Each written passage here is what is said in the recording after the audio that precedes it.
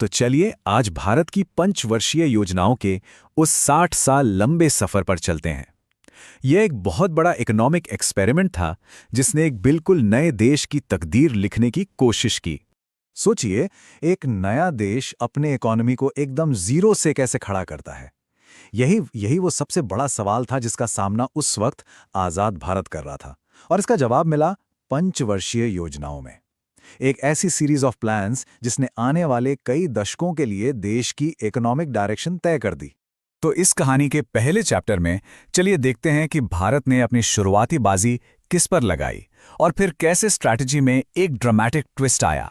देखिए, आज़ादी के ठीक बाद देश खाने की कमी से जूझ रहा था, तो जाहिर है पहली स्ट्रैटेजी एग्रीकल्चर पर ही फोकस करने की थी। ये जो पहला प्लान था, इसे के.एन. राज ने तैयार किया था। ये हैरिट डॉमर मॉडल पर बेस्ड था। अब इसका सीधा सा मतलब ये था कि सेविंग्स और इन्वेस्टमेंट को बढ़ाकर ग्रोथ को किक स्टार्ट करना है। और जानते हैं, इस प्लान ने उम्मीद से कई ज्यादा अच्छा काम किया। लेकिन पहला प्लान सक्सेसफुल होने के बावजूद दूसरे प्लान में प्रायोरिटीज पूरी तरह से बदल गईं। एक बहुत बड़ा शिफ्ट आया। अब फोकस खेती से हटकर बड़े बड़े कारखानों पर चला गया, और ये देश के लिए एक नया और कह सकते हैं काफी बोल्ड विजन था। तो इस बड़े बदलाव के पीछे दिमाग था पीसी महालनोबिस के मॉडल का। इसका मकसद एकदम साफ था, हेवी इंडस्ट्रीज में जमकर इन्वेस्टमेंट करना, ताकि इंडस्ट्रियल सेल्फ रिलायंस यानी औद्योगिक आत्मनिर्भरता हासिल हो। मतलब देश जरूरी चीजों के लिए दूसरों पर डिपेंड न रहे। और हाँ, ये मॉडल सिर्फ कागज पर नहीं था, इसने भारत के इंडस्ट्रियल फ्यूचर की एक मजबूत नींव रखी। इसी के तहत भिलाई, राउरकेला और दुर्गापुर में बड़े बड़े स्टील प्लांट्स बनाए गए, जो आज भी देश की इंडस्ट्रियल पावर के सिंबल हैं। अब आते हैं कहानी के अगले हिस्से पर। एक ऐसा दौर जहां भारत के बड़े बड़े प्लान्स का सामना हुआ युद्ध की कड़वी सच्चाई से, और यहीं से शुरू हुआ करेक्शंस का यानी सुधार का एक नया दौर। तीसरे प्लान में एग्रीकल्चर और इंडस्ट्री के बीच एक बैलेंस बनाने की कोशिश तो की गई, लेकिन 1962 में चीन और 1965 में पाकिस्तान के साथ जो युद्ध हुए, उन्होंने पूरी इकोनॉमी को पटरी से उतार दिया। नतीजा, एक बड़ा क्राइसिस खड़ा हो गया और लॉन्ग टर्म प्लानिंग को रोकना पड़ा। तो यहां हम कॉज और इफेक्ट को साफ साफ देख सकते हैं। तीसरा प्लान फेल हुआ, युद्धों की वजह से रिसोर्सेज की भारी कमी हो गई, और इसी के चलते सरकार को 3 साल के लिए प्लान हॉलिडे डिक्लेयर करना पड़ा। पर हां, इसी संकट ने देश का ध्यान फूड सिक्योरिटी पर खींचा, और यहीं से ग्रीन रेवोल्यूशन की शुरुआत हुई। तो ये जो प्लान हॉलिडे वाला दौर था ना, इसने एक बहुत ही प्रैक्टिकल शिफ्ट को जन्म दिया। अब फोकस था देश के लिए खाद्य आत्मनिर्भरता हासिल करना, मतलब सबसे पहले देश का पेट भरना। और ये एक ऐसी प्रायोरिटी बनी जिसने आगे की कई प्लान्स पर गहरा असर डाला।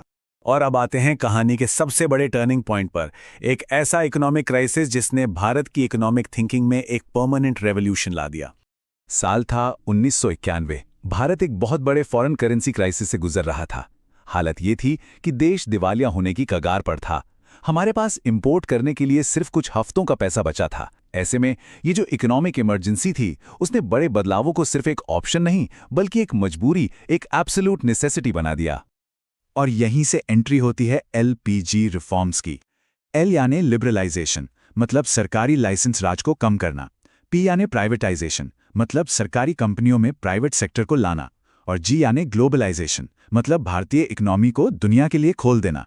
अच्छा, इंटरेस्टिंग बात यह है कि जिस वक्त भारत में ये सब हो रहा था, ठीक उसी समय दुनिया में डेवलपमेंट को देखने का एक नया नजरिया सामने आ रहा था। ये था ह्यूमन डेवलपमेंट इंडेक्स यानी HDI। इसे महबूबुल हक और अमर्त्य सेन जैसे अर्थशास्त्रियों ने डेवलप किया था। इसका मेन आइडिया ये था कि असली डेवलपमेंट सिर्फ जीडीपी या पैसों से नहीं, बल्कि लोगों की हेल्थ, एजुकेशन और स्टैंडर्ड ऑफ लिविंग से मापा जाना चाहिए। और भारत के 8th प्लान ने ऑफिशियली इसी पीपल फर्स्ट अप्रोच को अपनाया। अब फोकस सिर्फ फैक्ट्रीज बनाने से हटकर ह्यूमन कैपिटल पर चला गया, मतलब लोगों की एजुकेशन, हेल्थ और स्किल डेवलपमेंट में इन्वेस्ट करना, ताकि वो देश के विकास का हिस्सा बन सकें। चलिए अब आखिरी चैप्टर पर चलते हैं। यहां हम देखेंगे कि कैसे प्लानिंग का फोकस प्योर इकोनॉमिक्स से हटकर इंक्लूसिव ग्रोथ की तरफ मुड़ा, यानी एक ऐसा विकास जिसका फायदा समाज के हर हिस्से तक पहुंचे। ये टेबल हमें दशकों में प्लान्स के बदलते फोकस की एक क्लियर पिक्चर देती है।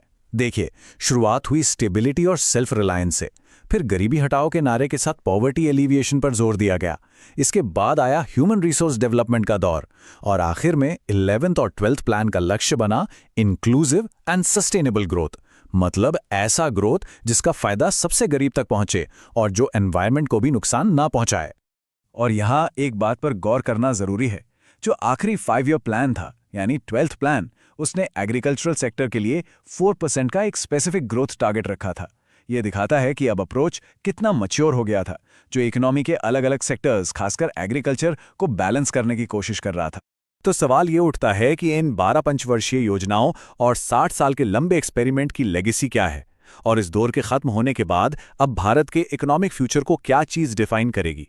ये एक ऐसा सवाल है जो आज भी उतना ही रेलेवेंट है।